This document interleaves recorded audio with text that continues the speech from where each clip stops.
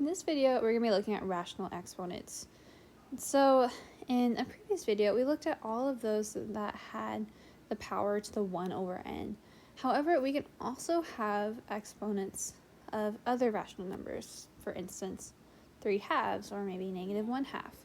And so we see this property that we have here. And so if we let a to the 1 over n power be an nth root of a, and let m be a positive integer, we see that a raised to the m over n power is equal to a raised to the 1/n raised to the mth power. And that's because of that power over power property that we have.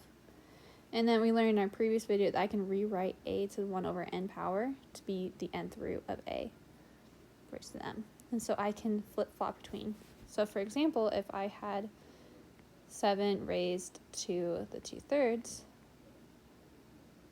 this would be the same thing as the third root of 7 raised to the second power. So the one number on the bottom of the fraction is going to be pushed to the side, become the index. The top number is going to remain your exponent. And then if I have a to the negative m over n power, we also learn in Algebra 1 from properties of exponents that a negative exponent becomes positive if we move it to the denominator. So this is equal to 1 over a raised to the m over n power. And then we go through the same process as we see above. So we're going to use these two properties in order to evaluate each expression. So at first I have 16 to the 3/2. I'm going to go through two different methods that you can do. The first one is the rational exponent form.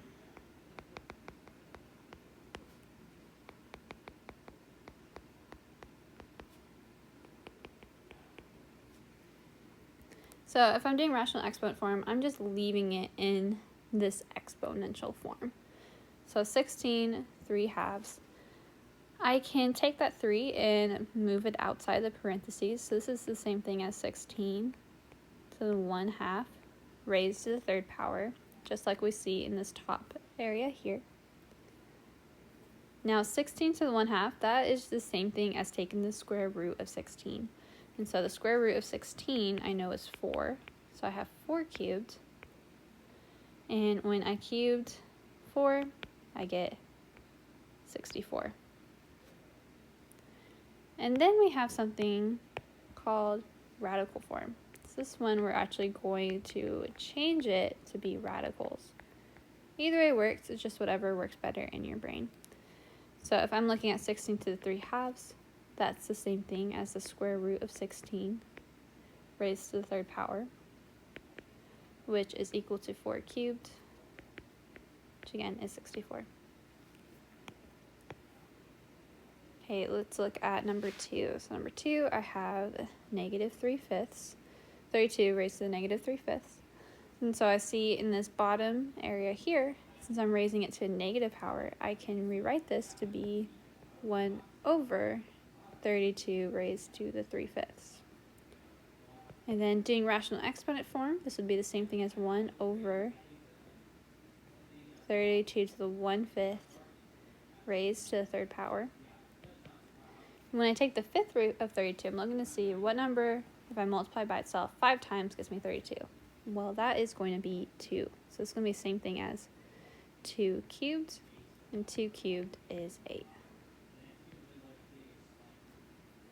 Again, another way that you can do this is to instead put this in radical form. So I could rewrite this to be 1 over the 5th root of 32 raised to the third power, which is equal to 1 over 2 cubed, which again gets me 1/8. Okay, let's look at 2 more. Number 3, I have 81 raised to the 3/4 power. And so I can rewrite that to be 81 to the 1/4 raised to the third power. 81 to the 1/4, that's the same thing as taking the 4th root of 81. When I take the 4th root of 81, that gets me 3, because 3 times itself 4 times gets me 81. And then when I take 3 cubed, I get 27. Now this next one I'm going to go ahead and do in the other form. So here I have 4 to the 5 halves. So that's going to be the same thing as the square root of 4, because 2 is my index here.